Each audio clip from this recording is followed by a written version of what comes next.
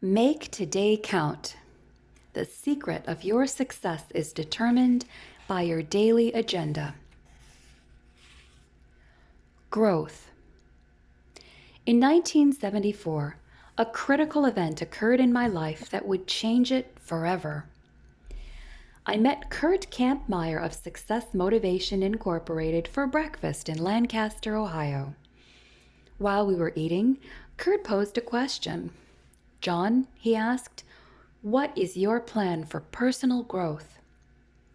Never at a loss for words, I tried to find things in my life that might qualify for growth. I told him about the many activities I was engaged in throughout the week.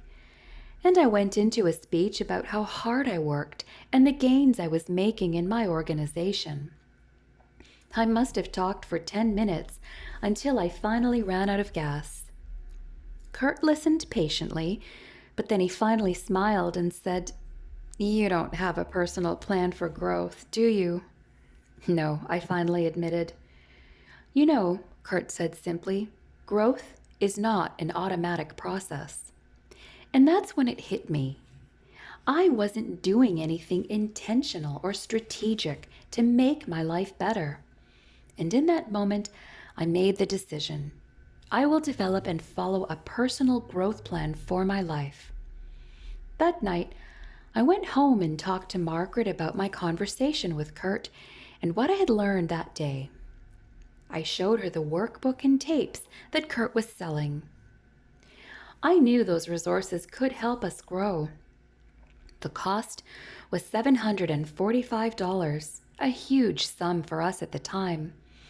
We couldn't afford it, but we couldn't afford not to get it either. Up until then, I had always believed in my own potential, but I had never thought about having a way to increase and reach it. We recognized that Kurt wasn't just trying to make a sale. He was offering a way for us to change our lives and achieve our dreams. A couple of important things happened that night. First, we figured out how to scrape together the money to buy the resources. It would require us to make sacrifices in our already tight budget for the next 6 months.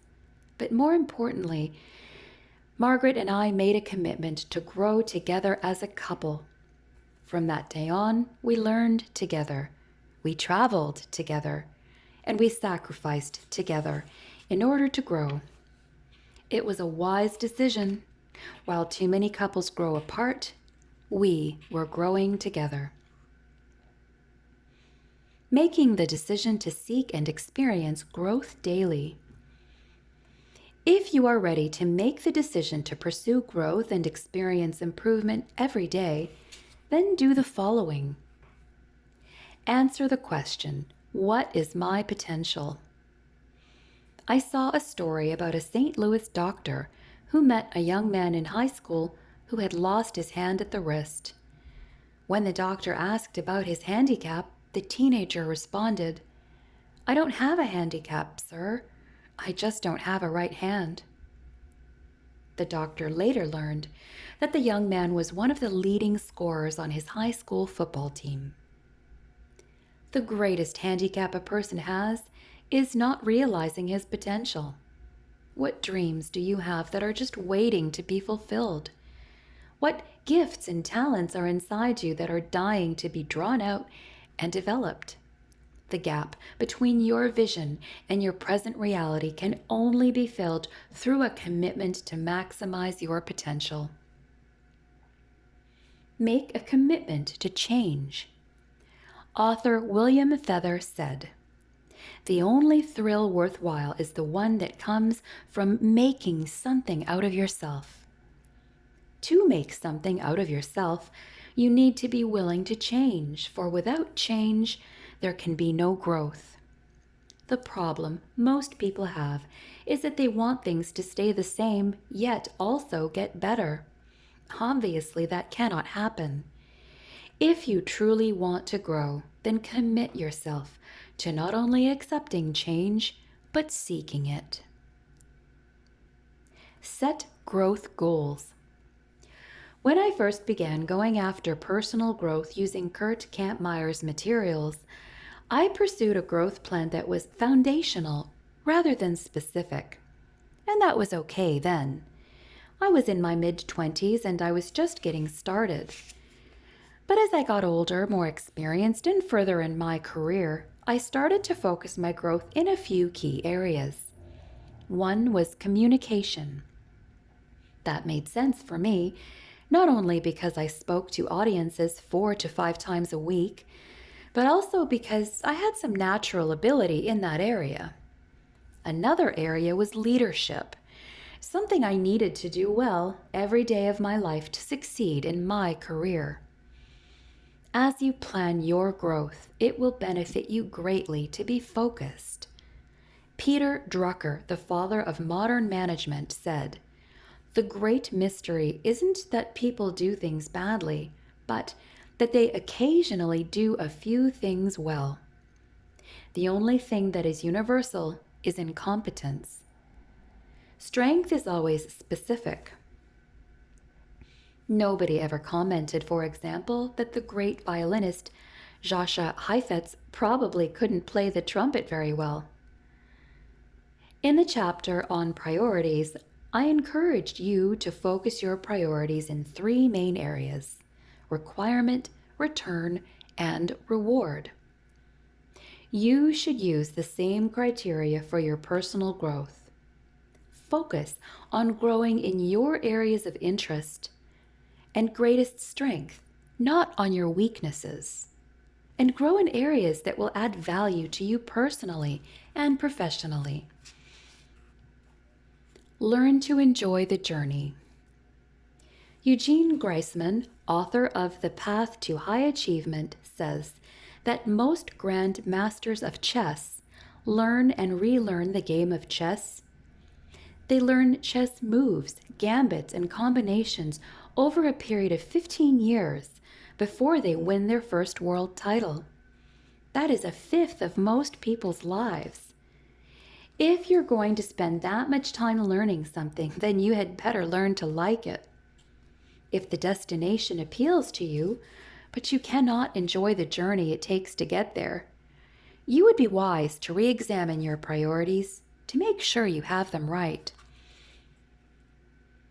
Put yourself in a growth environment. I've often wondered what would have happened when I came home to Margaret that day in 1974 after seeing Kurt Campmeyer if she had said she didn't want to grow with me and that $745 was too much money for that personal growth kit. I wonder because I know that her companionship and partnership on the personal growth journey have made all the difference. By working together to improve ourselves, we created a growth environment that helped us to broaden our horizons and live a life that we never could have imagined when we first got married. And that environment continued as we raised our children. When Elizabeth and Joel Porter were growing up, their mental, emotional, and spiritual growth were our highest priorities. I've been told that certain species of fish will grow according to the size of their environment. Put them in a tiny aquarium, and they remain small, even at adulthood. Release them into a huge natural body of water, and they grow to their intended size. People are similar. If they live in a harsh and limiting environment, they stay small. But put them someplace that encourages growth, and they will expand to reach their potential. Managing the discipline of growth. When I finished working through Kurt Campmeyer's materials, my appetite was whetted for more growth. And it was then that I determined to practice this discipline of growth. Every day I will grow on purpose with my plan. Margaret and I continued to do much of our growing together, but each of us also began tailoring our growth plans to our individual strengths and needs.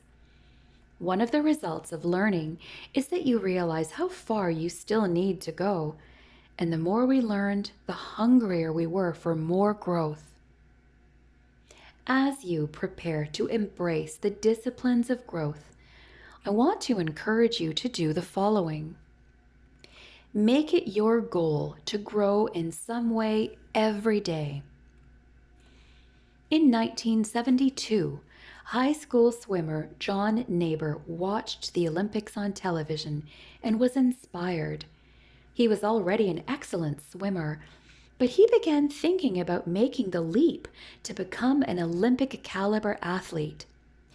He figured he would have to lower his time by 4 seconds in 4 years. For you and me, that might not be too difficult because we have such a long way to go. But for someone like Neighbor who was already well trained, that seemed impossible. Elite racers think in terms of improving by fractions of a second. Thinking about that fact, he suddenly figured out how to approach the task. If he planned to train 10 months a year for the next 4 years, he would have to improve by 1/10 of a second every month. It was still a great challenge, but he believed he could do it and be ready for the 1976 Olympics. Neighbor had the right idea, and it worked. He came home with 5 medals, 4 of them gold. If you and I want to be successful in our growth, we must adopt a similar mindset. If we desire to improve even a little every day and plan it that way, then we can make great progress over the long haul. Have a time and plan to grow. One of my favorite personal growth quotations is from author and speaker Earl Nightingale. I came across it more than 20 years ago, and it made a profound impact on me.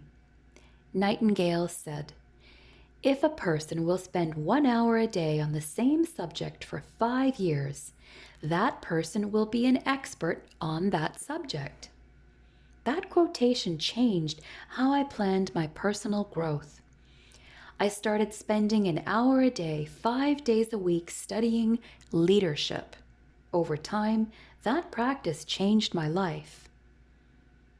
To make your growth intentional, strategic, and effective, you need to think it through and plan it well. To give you an idea, I will share how I plan my growth. I listen to audio lessons every week. First of all, I'm always on the lookout for a good teaching on tape or compact disc. Every week, I listen to 7 audio lessons. Usually their contents break down like this: 4 are average, 2 are good to excellent, and only 1 may be outstanding. If a lesson is bad, I hit the eject button after 5 minutes. For every tape, I try to determine what the takeaway is, the one item I can immediately apply, and do some thinking to try to capitalize on it. And I have every outstanding lesson transcribed so that I can read it, mark it up, and extract every bit of gold from it. I read 2 books every month. If you were to go to my office, you would find 2 stacks of books on the work table near my desk. Those are the books that are on deck, quote unquote, waiting to be read. They are sorted into 2 groups, and I read one of them every month. The first stack is of excellent books that I expect will make a strong impact on me. During the month, I spend a lot of time with that kind of book, digesting its ideas, marking the pages, pulling out ideas, and thinking about how I can apply the concepts to my life. I also file what I learn. I'll explain that in a moment. The second stack contains average books I intend to speed read. They may offer just a few concepts that I want to get at quickly, but don't warrant a careful reading. I set an appointment every month. One of the things I look forward to most is listening to and learning from others. So every month I set an appointment with someone who can help me grow. Before the meeting, I prepare a list of questions that correspond to an area in which I need to grow and in which the person has achieved success. I also do any other homework that I think may be necessary, such as reading any books the person has written, but the success of the interview is determined most by the questions I prepare. My conversations with John Wooden, which I referenced in Chapter 1, were the result of one of those appointments. It was a time of empowerment for me. Whenever I spend time with great people, I expect to learn great things from them. As you plan your strategy for growth and set aside time for it, don't forget that the more you grow, the more specific the growth should be to your needs and strengths. And any time you discover that a book, tape, or conference does not possess the value you would hope for, move on. Don't waste your time on anything of low value. File what you learn. I have to admit it, I am a compulsive filer.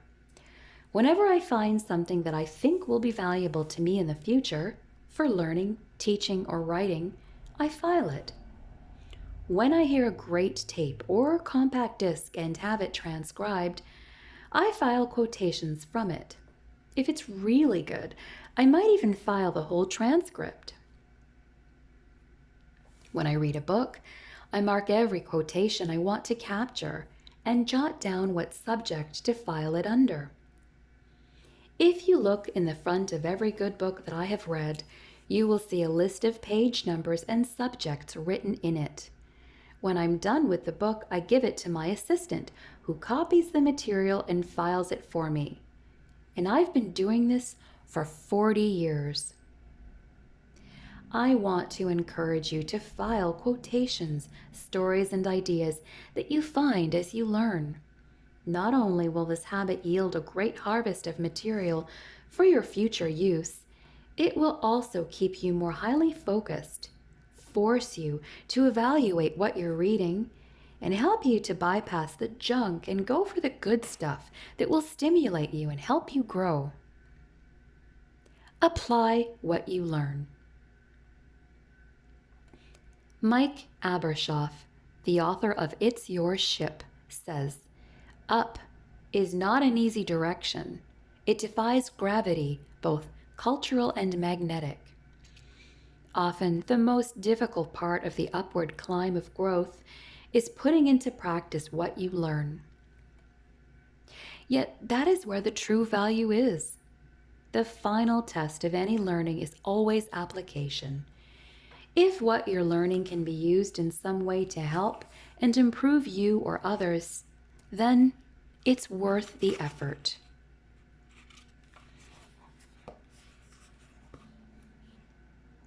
Your growth decision today. Where do you stand when it comes to growth today? Ask yourself these 3 questions. 1. Have I already made the decision to seek and experience improvement daily? 2. If so, when did I make that decision? 3. What exactly did I decide? Your growth discipline every day. Based on the decision you made concerning growth, what is the one discipline you must practice today and every day in order to be successful?